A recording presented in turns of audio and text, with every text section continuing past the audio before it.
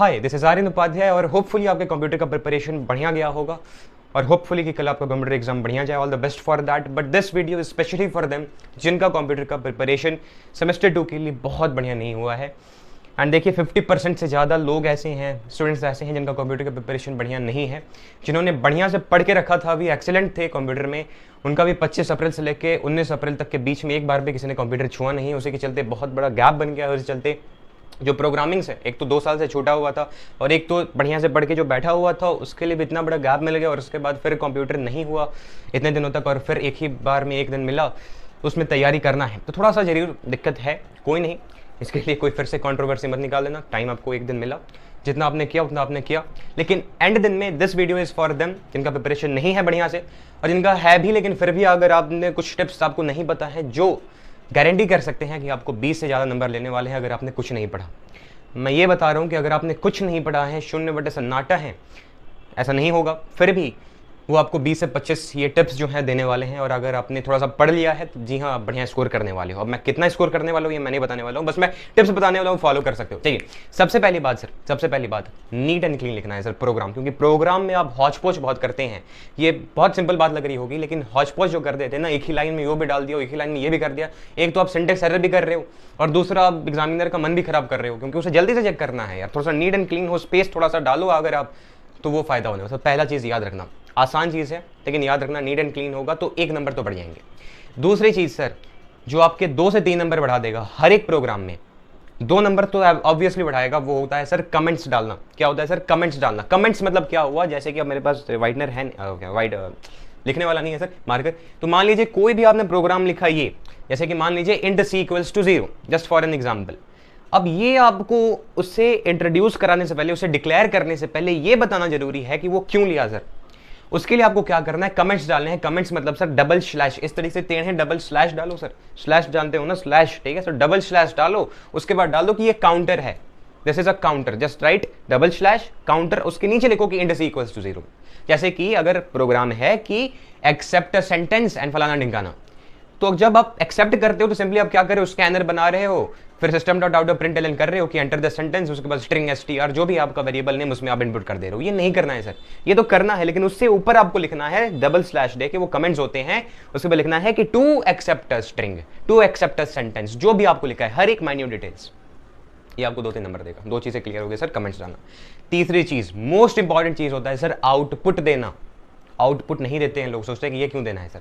दोगे नहीं ना सर, मार्क्स जाएंगे, और दोगे तो मार्क्स बढ़ेंगे सर। मार्क्स कितने जाएंगे? तो 10 नंबर का प्रोग्राम है, 2-3 नंबर आउटपुट के कट जाते हैं अगर आपने नहीं डाला है, कट जाते हैं। तो सोच लो कितने मिल जाएंगे सर, 2-3 नंबर मिल जाएंगे, आउटपुट डाल दो।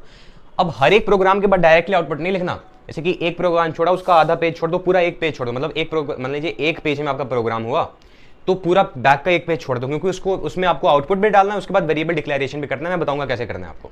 क्लियर हो गया ना? आउटपुट लिखना है। आउटपुट क्या लिखना है सर? तो मान लीजिए system dot out dot println enter the sentence, तो आउटपुट में आपको लिखना है एंटर द सेंटेंस। उसके बाद जो यूजर इनपुट है वो आप खुद डाल दो कि एंटर सेंटेंस, मैंने ये सेंटेंस डाल दिया, उसको अंडरलाइन कर दो कि जो सेंटेंस आपने डाला है। शायद आप समझ रहे होगे बात। उसके बाद क्या करना है कि जो भी आपने कैलकुलेशन किया, फलाना ढिंकाना, कि कितने वॉवल्स हैं इसके अंदर, फलाना कुछ भी हो सकता है, मैं डरा नहीं रहा, फिर से आपको याद दिला के, जितना तैयारी हो गया उतना हो गया सर। फिर भी एक एंड में एक और चीज़ बताऊंगा जिसका तैयारी नहीं हुआ उसके लिए। तो फिर है जो भी आउटपुट है, जो भी कैलकुलेट करने के बाद जो रिजल्ट आया है वो आपको लिखना है। सिंपल सा छोटा सा 3-4 लाइन 5 लाइन का आउटपुट होता है, जितना भी लंबा आपका प्रोग्राम है। फिर चौथी चीज़ आती है सर वेरिएबल डिक्लेरेशन। इंपॉर्टेंट है, बहुत इंपॉर्टेंट है। पिछले बार में आपका 15 मार्क्स का जो एग्जाम होता था ना, उसमें बहुत इंपॉर्टेंट था सर वेरिएबल डिक्लेरेशन, और इस बार तो है ही सर, क्योंकि अब तो 10 मार्क्स से बचे, तो इसमें से मैक्सिमम तो 3 नंबर तो ये लेगा सर वेरिएबल डिक्लेरेशन। नहीं डालोगे तो 3 मार्क्स जाएंगे, 2 मार्क्स जाएंगे। तो वेरिएबल डिक्लेरेशन में क्या करना है, 3 कॉलम्स बनाने। अब ध्यान देना है सर, अब मैं लिखूंगा नहीं, अपने लिखो। 3 कॉलम्स बनाने हैं।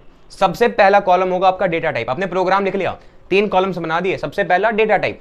अब उस डेटा टाइप मतलब क्या सर, मान लीजिए इंट c इक्वल्स टू 0 है, int i equals to 0, for loop में इंट i इक्वल्स टू 0 करते हो ना, फिर उसे स्ट्रिंग str है, स्ट्रिंग s1 है, जो भी है, तो स्ट्रिंग, इंट, डबल, फ्लोट, जो भी आपने डेटा टाइप लिखा वो लिखो, लिख दिया। अब उसके बाजू में मान लीजिए इंट है और सी है, तो उसका वेरिएबल नेम लिखना है। मतलब पहले कॉलम में पहला जो हेडिंग था वो डेटा टाइप, उसके बाजू में लिखना है क्या सर, उसका वेरिएबल नेम। क्या लिखना है? Variable name. और जिस डेटा टाइप का आपने जो भी नेम लिखा हो वो लिख दिए। लिख दिया सर, ये लिख दिया। जैसे कि इंट मान लीजिए 2 बार है तो 2 बार इंट लिखिए। एक में आपका जो नाम है वो i है, एक में नाम आपका c है, एक में नाम का d है, जो भी है सर। क्लियर हो गई, 2 कॉलम्स बना दिए। तीसरे कॉलम में आपको लिखना है हेडिंग पर्पस, कि ये मान लीजिए स्ट्रिंग str मैंने लिया, स्ट्रिंग क्या है, डेटा टाइप, str क्या है उसका नेम, तो क्यों लिया सर, अब उसमें आपको लिखना है कि टू एक्सेप्ट द सेंटेंस। अब आपने इंट c इक्वल्स टू 0 किया, क्यों किया सर, उसमें लिखना है counter, as a counter, 2 counter है तो ये काउंटर 1 है, ये काउंटर 2 है, क्लियर है। मान लीजिए एक फॉर लूप में int i equals to 0, i is less than फलाना ढिमकाना, i प्लस प्लस हम करते हैं, तो उसमें आपने लिखा डेटा टाइप में इंट, और उसके बाद आपने क्या कहलाता है वेरिएबल के नेम में i लिखा, वैल्यू नहीं लिखना है, ठीक है, वैल्यू नहीं लिखना है आपको। और उसके बाद पर्पस में आप क्या लिखोगे, तो पर्पस में आपको इसमें लिखोगे to initialise the for loop, जितना आपका दिमाग काम कर जाए। 10 के विद्यार्थी हैं तो जितना आपका दिमाग काम कर जाए उतना लिख दीजिए सर। 3 कॉलम्स बनाने हैं, डेटा टाइप, उसका वेरिएबल नेम, और उसके बाद उसका पर्पस या फंक्शन जो भी कहो सर, पर्पस ज़्यादा बेटर वर्ड है, क्लियर है sir.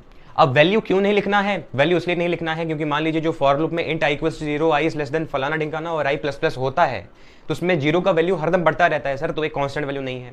Int c equals to 0 हमने काउंटर बना लिया, वो बढ़ता जाएगा सर, तो ये भी कांस्टेंट वैल्यू नहीं है, that's why you don't have to write the value. 3 columns याद रखना, वेरिएबल डिक्लेरेशन 3 मार्क्स दे दिए। अंत में सर आपने कुछ नहीं पढ़ा, मान लीजिए ये नंबर तो मैंने दे दिया, जो सबसे पहले मैंने कहा काउंटर आउटपुट वेरिएबल डिक्लेरेशन आपको 20 नंबर देगा, लिख के ले लो हर एक प्रोग्राम में।